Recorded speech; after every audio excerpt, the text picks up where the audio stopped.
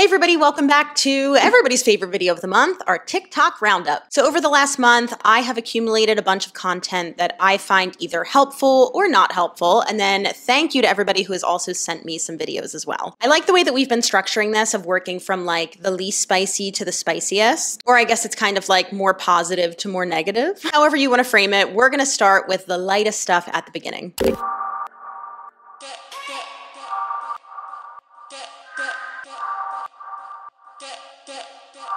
That was funny. So this idea of like shocking your muscles or like muscle confusion, people take that to the extreme, not like this. People take that to mean that you need to do a different type of workout every single time you go to the gym. And that's actually not the best way to work toward your goal. For most people, you're gonna wanna stick to a certain set of exercises, anywhere from 4 to 12 weeks to progress in them, get better at them. And then when you scale into a new program, that's when you wanna change things up. Remember that you have to spend time doing things to actually get better and adapt to them. Okay, exercising the arms and the knees. Wow, that's a lot of strenuous exercise on the hands and on the arms. Oh yeah, got your hands on your hip with that big old butt. What the hell? What kind of exercise is this? His arms on the left arms? Okay. Okay, up and down. Up and down. Up and down. Knee and arm. All right. Back. Knees. Arms. Good exercise for that. Okay. Wow. That's dangerous. That's dangerous. You could hurt yourself, you know. You fall back down on that big butt and your back. Break your back. I need to do this with Kevin. All right, you get to narrate like what I'm doing in this workout, okay? Okay. What would you call these? Boingies. Boingies. Boingy, boingy, boing. What are they good for? For boinging. All right, Good these. for... Oh, hippity hops. Hippity hops? Yeah, What are those good steppity steps. You know, in case you gotta touch your toe into a nice cool river and it's too cold, so you gotta boing it back out. for? Functional. How are these? Oh shit! Oh god! Oh, okay. All right. Those are scary. What's I would scary? tear an ACL doing that. Just FYI. I don't think I could do that. Let's do one more. Your butt looks good. Thank you. It's that's a squat. Yeah! Nailed it.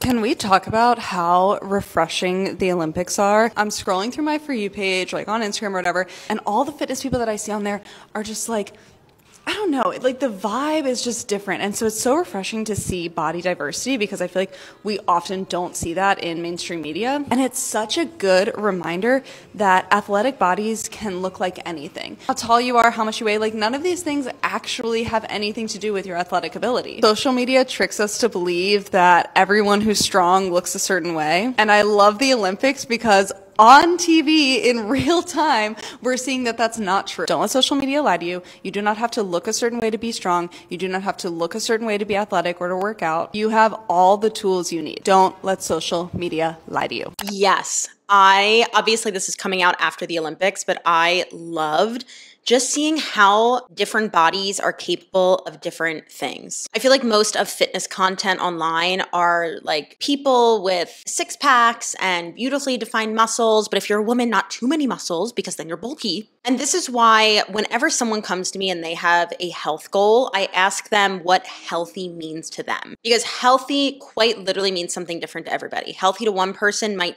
mean, oh, I eat vegan. Healthy to another person might mean that they can run a marathon. Now, obviously, for every human across the board, we want to hit like our basics, our foundations, like getting in adequate sleep, making sure that our nutrition is supporting whatever we need day to day. Are we strength training 2 to 3 times a week? Are we getting in our daily movement? So obviously, all of those things are important for like humans in general, right? But I feel like the Olympics really showed in mainstream media that health does not look the same on everybody. And I loved that. Now, I think there's also two other things to make note of. Athletes are obviously athletes and they're training specifically for their sport, and their sport might not be the best way to stay healthy long term, right? For instance, if you're a gymnast and you're putting a lot of stress on your hips time and time and time again, you might end up needing a hip replacement later in life, right? So I'm not saying that like you need to be a gymnast to be healthy, but I also think the Olympics showed us that you cannot just look at a body and tell if they're healthy or not. And I think that goes kind of both ways, right? Like you can't just look at a person and decide if they're healthy, whether they're traditionally skinny or whether society deems them as fat or overweight. I just really love to think about the fact that there are little girls out there watching the gymnastics, seeing that they don't have to be stick thin. You can be, but you don't have to be. And you can still win some gold medals. Personally, I just want to play rugby now. I want to like stiff arm some bitches. Thank God, finally. What the fuck? I told you, it's not just me. I am not the only coach that is just like so annoyed with the content that Ladder puts out. Across the board, coaches with a high level of education look at Ladder and go, your marketing is absolutely terrible. Don't worry, we'll get to some of those soon in this video. Popping in because the music underneath this TikTok turns out to be copyrighted. Basically, this guy is talking about he does not care about the seed oils in oat milk because he used to do crack. That's it. I love it.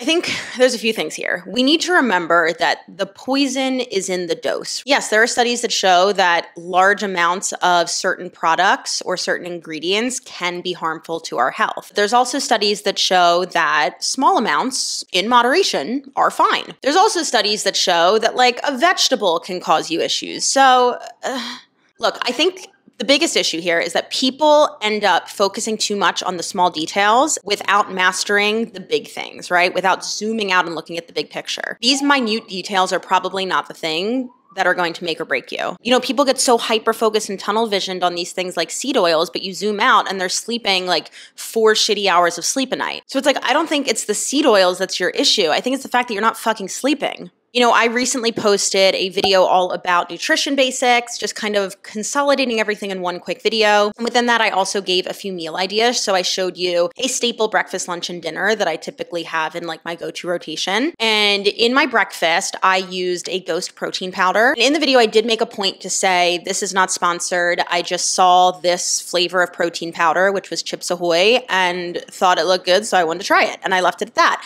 And I did make the point to say this isn't sponsored because a lot of people online do brand deals and do not disclose that they are brand deals. And that is very unethical. And that would be against my morals to not disclose a brand deal. Also, illegal. So I did that and I left it at that. And I did get a comment that was pretty lengthy. I will pop it up here in case you want to read it. But the big thing was that this was a person who I do believe was, I think they had good intentions, right? It's another person who is also a precision nutrition level 1 coach. That's the same nutrition coaching certification that I have. And really just seemed incredibly shocked to see that I would use a Ghost protein powder because of the ingredients, and the ingredients are really harmful. And, you know, using a lot of verbiage around processed foods and whole foods and things like that. And granted, I personally, on like my personal life, got some bad news yesterday about a family member. So I was upset about that. But, you know, this comment really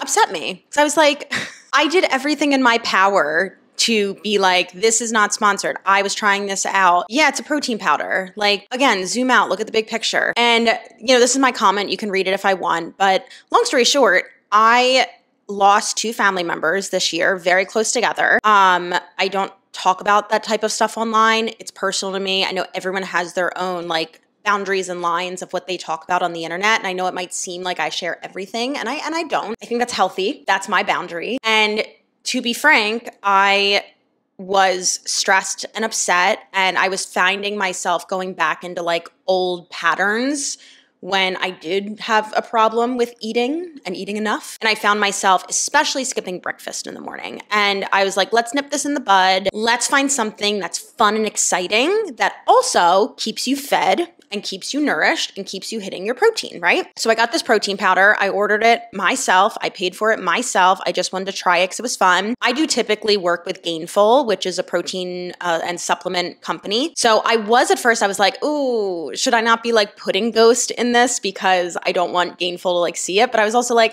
just address it. You know, I bought it because it looked fun. It's not sponsored. It's not a big deal. And that was actually my bigger worry. I didn't worry that someone was going to be like, those ingredients are terrible and you're a nutrition coach. You should know better. Like, guys, it's protein powder. I went through the tub. It's gone. It's out of the house. Fed is better than not fed. Like the other alternative was quite literally like me slipping into bad habits. So I'm not trying to say this to make that person feel bad. I am saying this because especially as coaches, like you don't know what's going on with people on the back end. People go through shit in life and it turns up in different habits and different coping mechanisms and different tactics. And I understand that I'm, you know, giving advice on the internet and trying to help people make better decisions for their health. So I guess like, sure, you can hold me accountable for like not choosing a protein powder that's good enough. But like, I also think that part of my job is to be realistic and like, you know, people die who are close to you and you have to deal with that. And sometimes the way you have to deal with that is by staying fed in any way possible. So that's that. Great. I tried the Liv Schmidt diet, so you don't have to. At first, it's easy. Just swap breakfast for a protein shake, add some cardio. The results are coming, but not fast enough. So you cut carbs. You heard that works. You're getting good at this. Soon your only safe foods left are carrots and chicken, but that's okay. Your hair is falling out and you don't have a period, but it's fine. When you do have to eat something normal, you feel horrible about yourself. You skip birthday cakes and nights out, but it's fine because you're just better than everyone. Then once you're the best at it, someone will get concerned, they'll make you get help, and you'll have to eat. And once you start, you won't be able to stop because your body is trying to save your life. The flat stomach you were so worried about, that's the first place your body's going to store a bunch of fat to protect your vital organs because you're dying.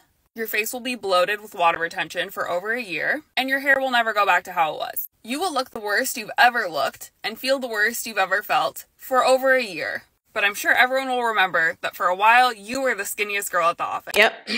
So Liv Schmidt is a like New York City lifestyle influencer. I think her biggest platform is TikTok. And she's gone viral for posting a lot of content that's like what I eat in a day to stay skinny or to be a skinny queen and things like that. And look, I want to say right off the bat that you can do whatever you want with your body. But I think people making content like this falls into a moral gray area because now you're basically giving advice and you're not qualified to do so. Now, a lot of people defend her and saying like, oh, she's giving health advice or she's just sharing her experience and what she does. And guys, it's not health advice. Like let's look at a piece of the content, okay?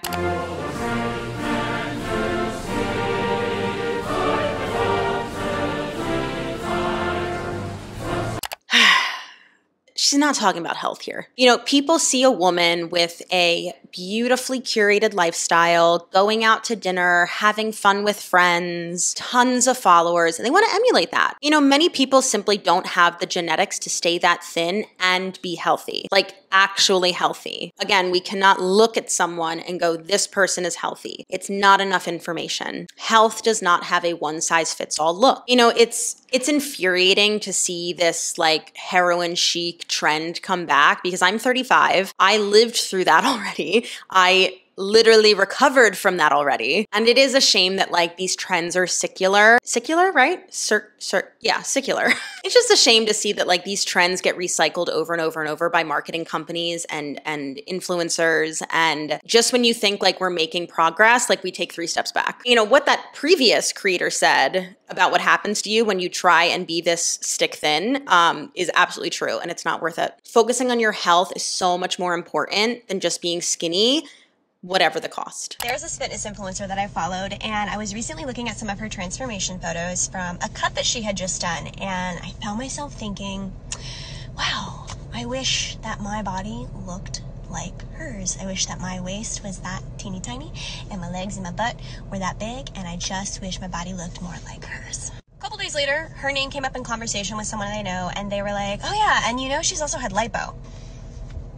No, I did not know that. I know better than most people how this industry works, and I still freaking fell for it. I have nothing against people getting cosmetic procedures done to their body, but I do believe that if you have a platform in the health and fitness space, that A, you have a responsibility to be upfront and transparent about that, and B, it is super disingenuous of you to use your body as a marketing tool for a coaching program basically leading people to believe that you can help them achieve something similar when, girlfriend, workouts and nutrition is not how you got that to begin with. I share all of this as a reminder that so much of what you see on your feed from people in this industry is not real, or at least not as real as it might seem. But in the same way they have a responsibility, you have a responsibility too, a responsibility to cultivate a space for yourself on your social media that is constructive for you. So if someone does not make you feel positively about your body and your progress and where you're at in your journey, and they're just not helpful or constructive for you, this is your sign to hit the unfollow button.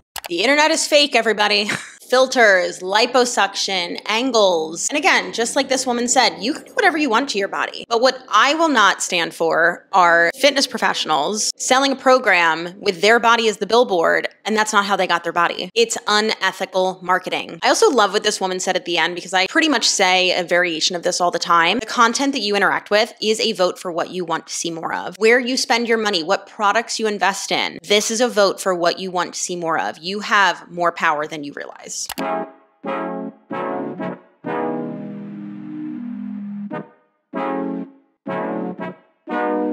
actually watched this like 15 times because I was amazed. This is actually very impressive and also really sad. Again, the internet is fake.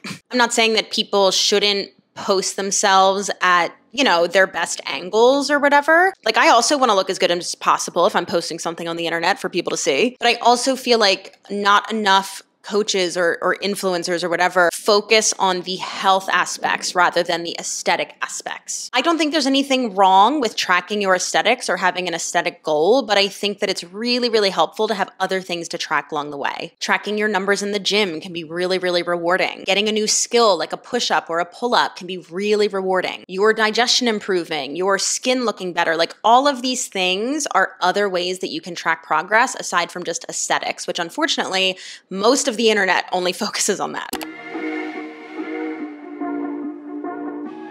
Put it quite frank, I'm gonna show you the way. Why you flexing? What you flexing for? I'ma tell you how it is, I got a lot to say. Ask me how I got it, I do all the shopping. I'm all independent, I put down deposits. I'm about my business, not about your wallet. Why you frontin' for the world? I didn't like you, got it. Posting your money phone, flashing it on the gram. I got expensive taste, you wanna get... All right, so this isn't that serious, but this is why I get skeptical of people posting like workouts online, because a lot of times they're not very good.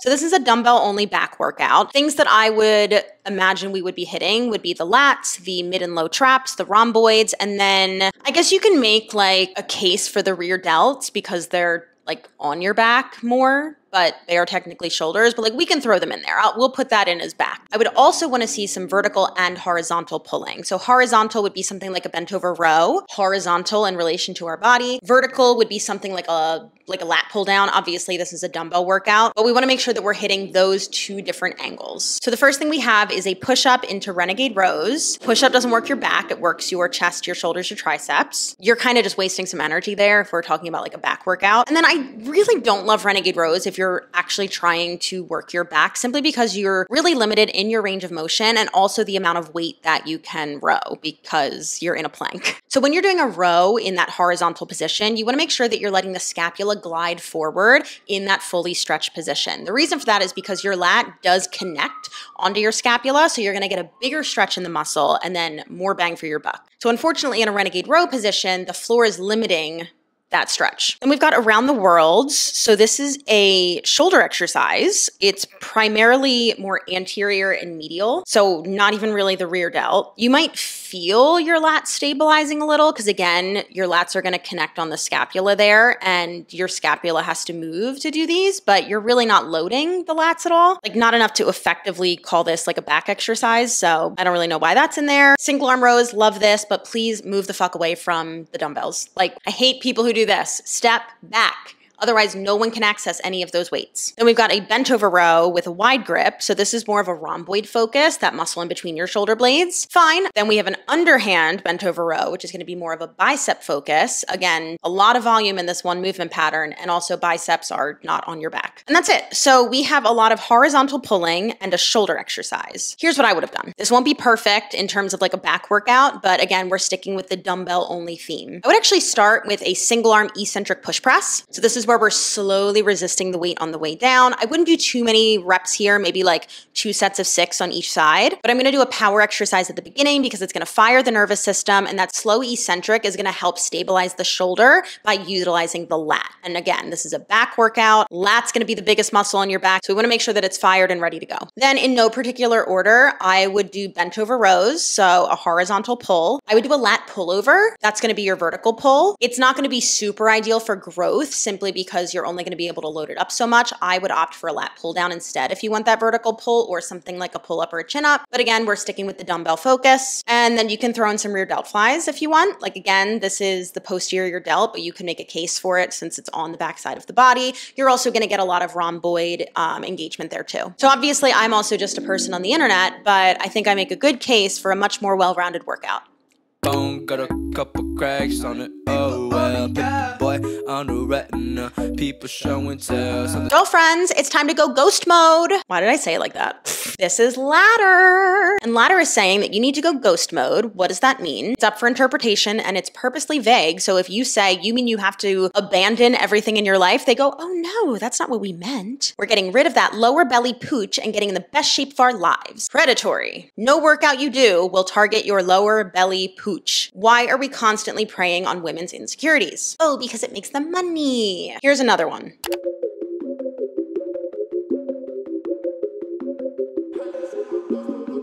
There is no such thing as a fat loss workout. What is this? Fat loss workout method. It's a method, guys. If you just put method after anything you're trying to sell, that automatically makes it real and highly respected.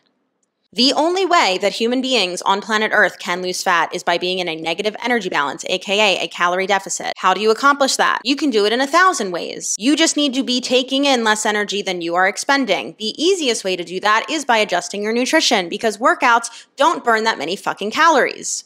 Sorry for the newsflash and the cursing. You know, the video that I made all about ladder and like reviewing one of the workout programs from one of the coaches and talking about their marketing, I do get some comments every once in a while that's like, you're using clickbait too, so you're just as bad as them. And that's because the title of it is like my honest review of the ladder app or whatever. And yeah, that's a little clickbaity because I did try the workout app just for one workout, but it is mostly about their marketing tactics. And I did that because I wanted it to be searchable and people to click on it, because I want to give people the opportunity to make their own decision if they would like to support a business that has unethical marketing practices. So there's some people in the comments that are like, well, you're just as bad. And I'm like, be so fucking for real right now. Me making something that is Googleable is just as bad as someone saying, hey, if you do this program, you're not gonna have a lower belly pooch in 6 weeks. Are you fucking kidding? I'm gonna get demonetized for how many F-bombs I'm dropping. But just like, come on, like you're real. If you are, I hope you're going on every single YouTube video that has clickbait and letting them know.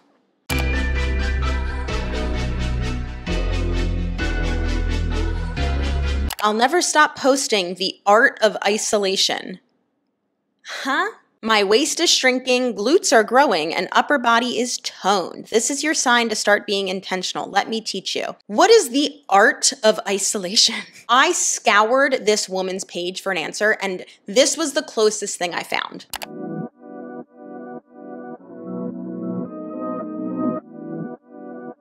Sis, if you're trying to grow your glutes but not your legs, you need to know how to properly isolate the booty. Let me teach you how. So, the art of isolation, is that just like isolating a muscle group? So like isolation exercises? Okay, that's not new. Also, let's look at this really quickly. So again, we're just kind of like selling a body trend of having a big butt and then little stick legs. Honey, that's called a BBL. I'm not saying she has one. I'm just saying like that look, that's what that is. It is incredibly difficult to only grow your glutes without growing your thighs, so your quads and your hamstrings and anything else. The reason for that is because there's so much overlap in different movement patterns. A deadlift, yes, will grow your glutes because it's going to be a hip dominant movement, but depending on the variation you're doing, it's also going to grow your hamstrings and your quads, which is good for our joint health. If you're only focused on building your glutes, what's going to happen to your poor knees down the line? Your hamstring is going to be like the main protector of your ACL, so you're asking for an ACL tear. Also, let's look at the exercise she put this on. This shows me that this person has no clue what they're talking about. She's doing a Bulgarian split squat, which yes, you can grow your glutes with this. It's a knee dominant exercise though. You know what extends the knees? Your quads. You're gonna grow your thighs too. This person has no clue what they're talking about. If I had to guess, they're probably a coach on ladder. Editing Justina, Google that. So if your pooch looks like this or this, you're not fat. You just have bad digestive health. And having bad gut health can lead to things like bloating, puffiness in the face,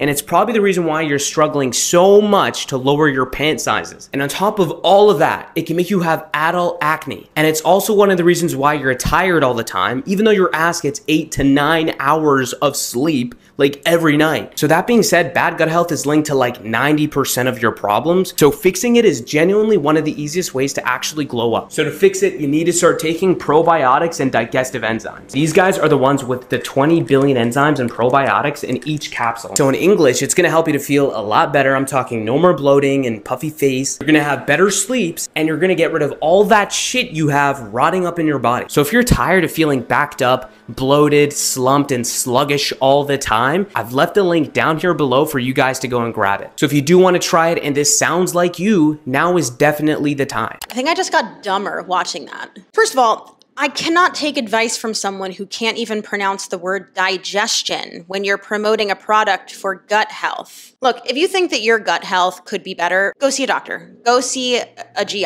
a gastroenterologist. Obviously, that is much easier said than done depending on, your health insurance, where you live in the world. But I beg of you, please do not just buy a probiotic that a man is trying to sell you who can't even say the word digestion. Please don't. Don't buy it. Where you spend your money is a vote for what you would like to see more of. And if you would like to see more of men telling you that you're not fat, you just have a lower belly pooch, and you need to buy this product from him so he gets a kickback from his affiliate link, if that's what you want more of, go off. Otherwise, please don't. Also, before you ask me about probiotics and what I recommend, I know little to nothing. I would search for a registered dietitian who knows more about that than me. Fitness is just easy for them because it's their job. I'm sure you've heard coaches say this time and time again on this space. Don't compare yourself to people who fitness is their job. It's just easier for them. But here's the deal. Even if fitness is someone's job or part of their job, it's still really hard to do. While this sentiment is often really well-meaning and reminding regular people who work normal jobs and have kids to not compare yourselves to people whose job is to look good or be fit, I think it undermines the effort and the difficulty it is to have fitness be, 1, your job, 2, part of your job, or 3, to just execute training at a high level regardless of who you are, your circumstances, or what you do. Fitness has become more of my job, specifically as part of my marketing and or exposure for my brand and my programs, my business in the past year than it ever has before, which means I've had more space to train more frequently, more often, and make it a little bit easier on me, simply because of the fact that it actually becomes part of my business strategy and plan, making business part of my job. Which means, yes, the parent of 3 kids who works a 9 to 5 may not have the same time and availability to train 13 hours a week like I just did last week, like I might have, because it is part of my job. But we see this across the industry, from elite athletes to pro bodybuilders to people who are very serious and focused on the recreational sports. There's always this dismissal of, well, that's their job to be fit. But I'm here to tell you, as someone whose fitness is kind of part of their job, it really undermines the fact that fitness is hard regardless of who you are and what your goals are. Exercising is hard because it's hard. We have lost the plot.